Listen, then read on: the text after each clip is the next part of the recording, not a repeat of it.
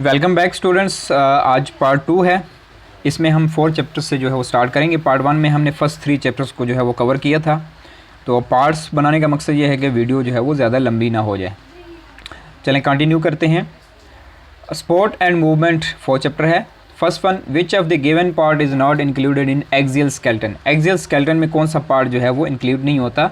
तो basically hip joint जो है वो नहीं होता, ये पेंडिकुलर स्केलेटन का पार्ट होता है। Rib cage is made up of 12 pairs of ribs and dash bone. Ribs के अंदर जो है वो 12 पेयर्स बोन होती है और सेंटर के अंदर एक और बोन होती है जिसको हम स्टर्नम का नाम देते हैं, जिससे जो है वो रिब्स अटैच्ड होती हैं लेफ़्ट और राइट। थर्ड वन है, in which bone disease cumulation of uric acid in movable joints occurs.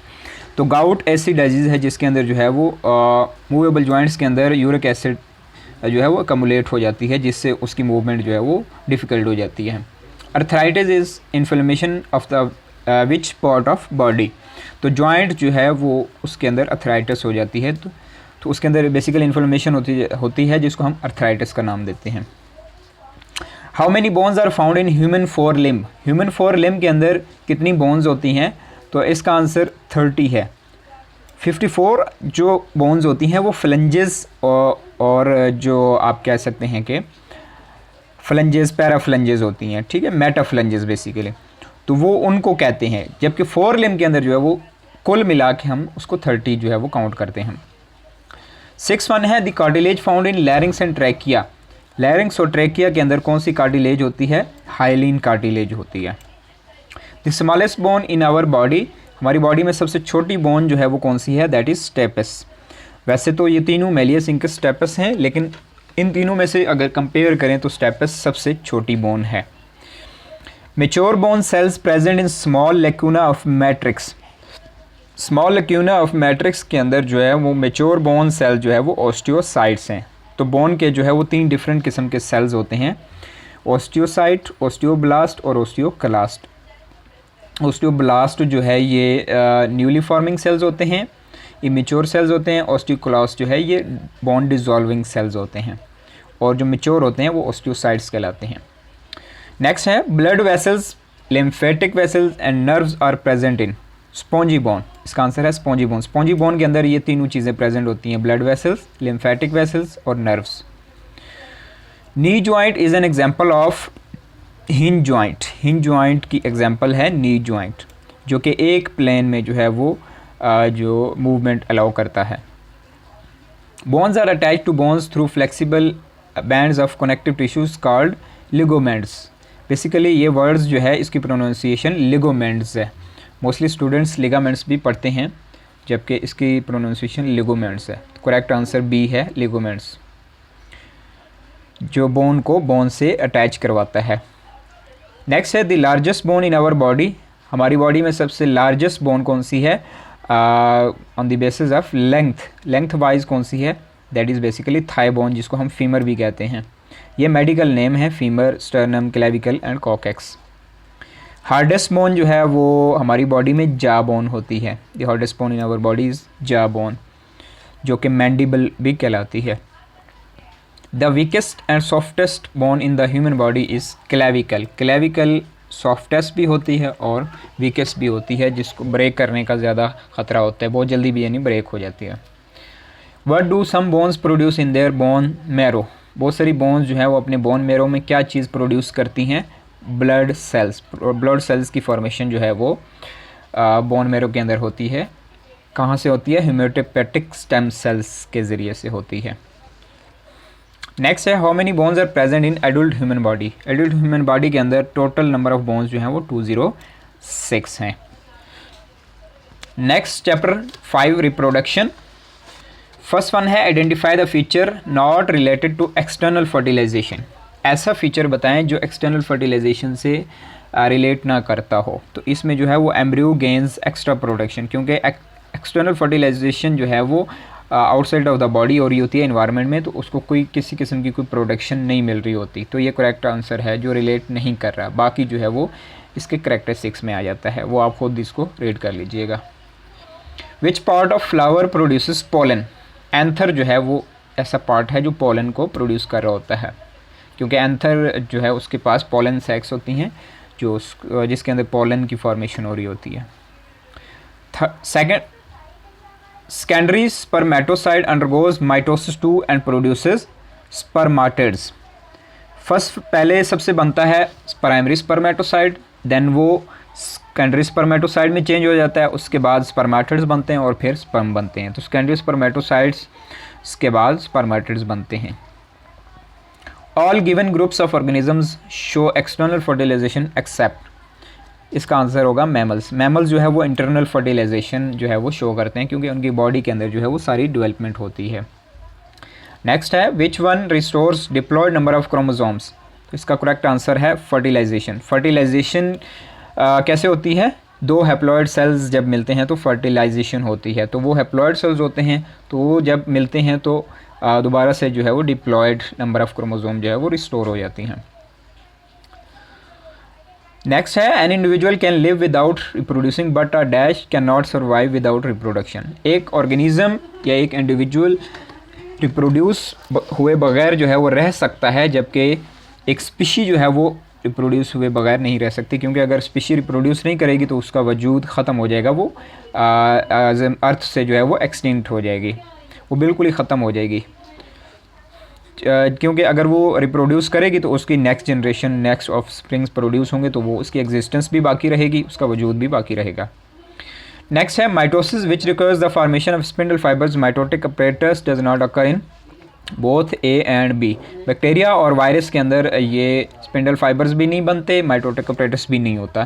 तो ये सेल साइकिल से रिलेटेड है, इसको आप 9th की बुक से जो है वो देख सकते हैं।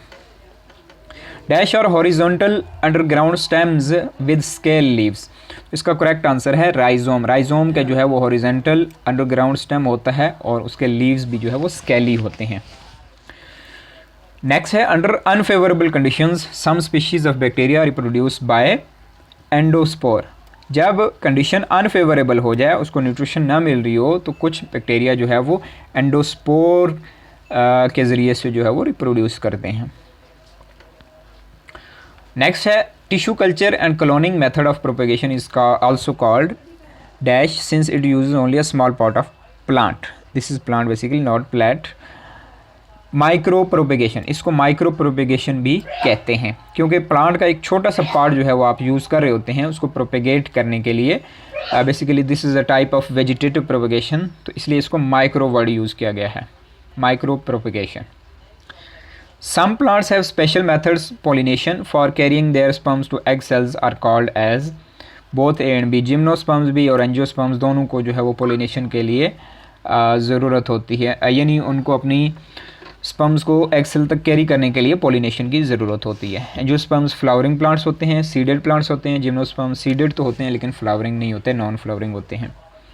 Which plant cells have motile sperms, motile means movement करने वाले, therefore they need water as they can swim to egg cells for sexual reproduction. कौन से प्लांट्स हैं जिनको जो है ये अपने स्पर्म को जो है वो स्विम करवाने के लिए ज़रूरत होती है? तो इसमें आंसर ऑल होगा क्योंकि तमाम को ज़रूरत होती है।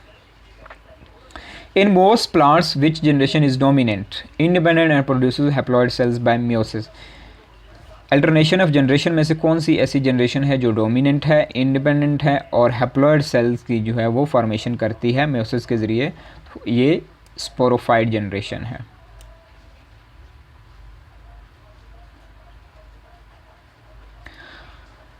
During alternation of generation, male and female gametes fuse to form diploid zygote. That zygote undergoes repeated mitosis and develops a new diploid gametophyte. तो क्या होता है, अल्टरनेशन ऑफ जनरेशन के दौरान मेल और फीमेल गैमेट्स जब मिलते हैं तो डिप्लॉयड ज़ाइगोट बनता है। उसके बाद जब डेवलपमेंट होती है तो माइटोसिस के ज़रिए कंप्लीट डिप्लॉयड गैमेटोफाइट जो है वो बन जाता है।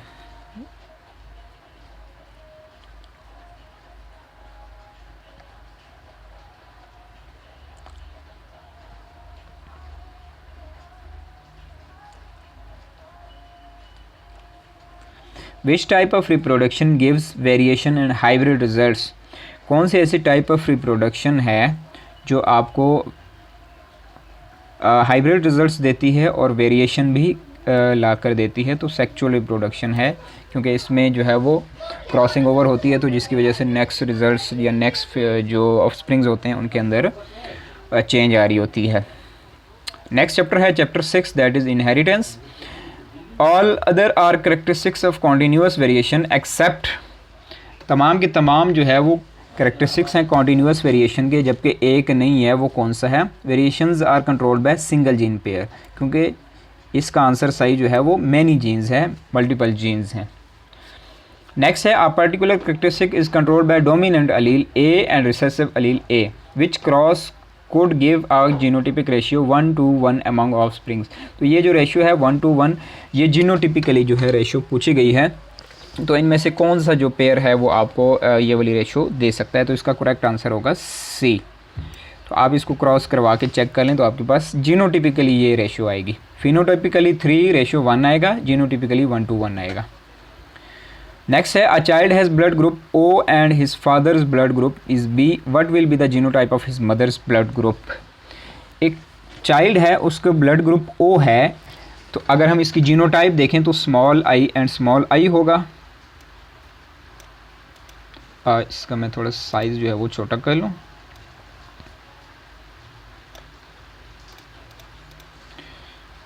Small i and small i ये ब्लड ग्रुप O होगा, ठीक है। फादर का ब्लड ग्रुप O B है, इट्स मीन्स के फादर जो है वो I, कैपिटल I B और स्मॉल i होगा, क्योंकि एक I जो है वो लाजमी होना चाहिए। तो मदर का ब्लड ग्रुप जो है वो कौन सा होना चाहिए? तो मदर का ब्लड ग्रुप जो है वो I कैपिटल और एक स्मॉल i होना चाहिए। अब कैपिटल में A भी हो सकता है और B भी हो सकता है, तो इसमें से देखते हैं कि कौन सी कंडीशन होगी। तो इसमें से जो लास्ट वाले हैं ये देखें, अगर इसको हम चाइल्ड का कंसीडर करें तो इसमें से कोई भी स्मॉल नहीं है, तो इसमें तो है लेकिन इसमें नहीं है, तो ये नहीं हो सकता। अगर इसमें देखें तो ये दोनों कंडीशंस जो है वो चाइल्ड के लिए करेक्ट नहीं है, लेकिन अलबत्ता ये स्मॉल जो है वो मिल सकती हैं, तो ये रिज़ल्ट नहीं देंगी। अगर हम इसको देखें तो ये दोनों स्मॉल हैं, तो इसमें भी एक स्मॉल आ रहा है, इसमें भी एक स्मॉल आ रहा है, तो ये दोनों कंबाइन हो सकती हैं और आपको O ब्लड ग्रुप जो है वो प्रोड्यूस करके दे सकती हैं। तो ये करेक्ट ऑप्शन इसका C बनेगा। और इस कंडीशन में भी नहीं हो सकता क्योंकि ये पहले दोनों जो है वो कैपिटल हैं, तो ये रीज़न है कि इसमें C ऑप्शन आएगा। नेक्स्ट है, which of the following pairs is an example of discontinuous variation.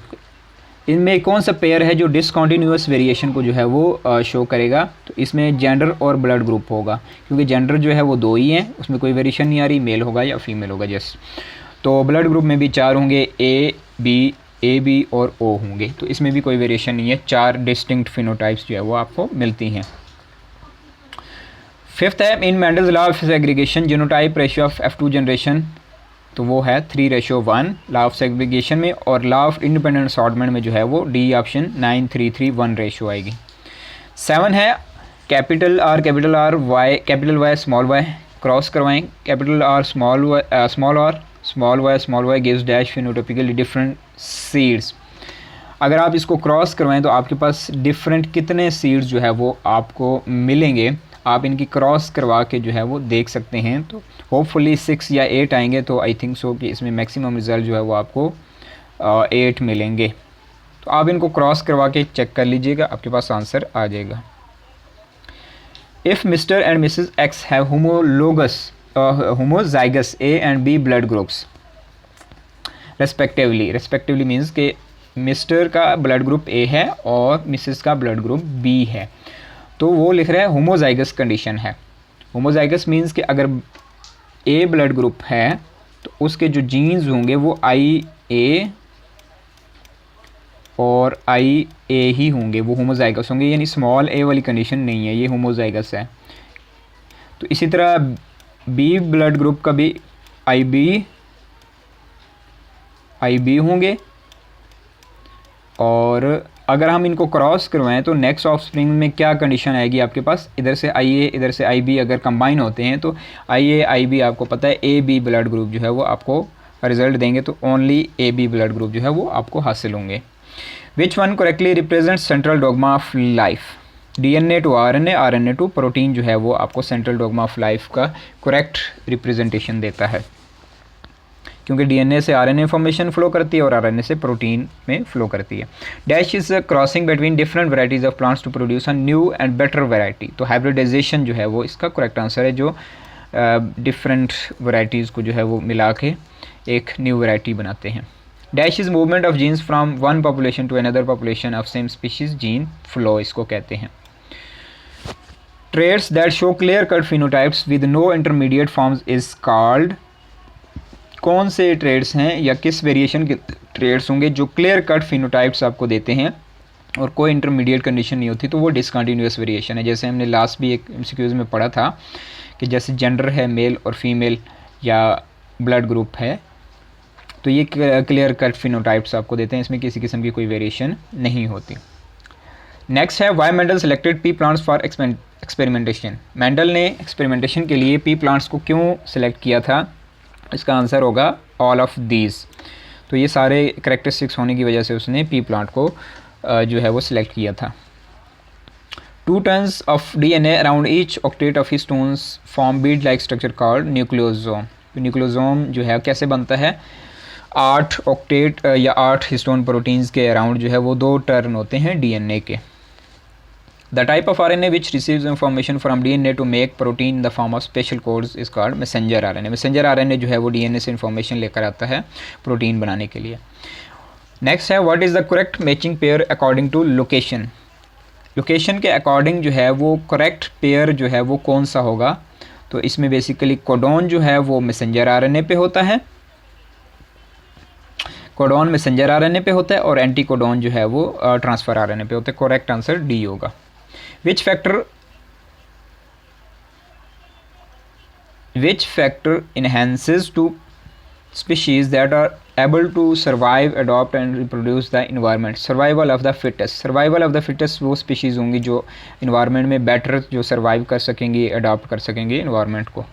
Which type of zygote condition will give you hybrid results? तो heterozygous condition ऐसी होती है जो आपको hybrid results देती है, यानी अगर next condition जो है वो आपके पास same नहीं आती। Which of the following is heterozygous dominant of round yellow?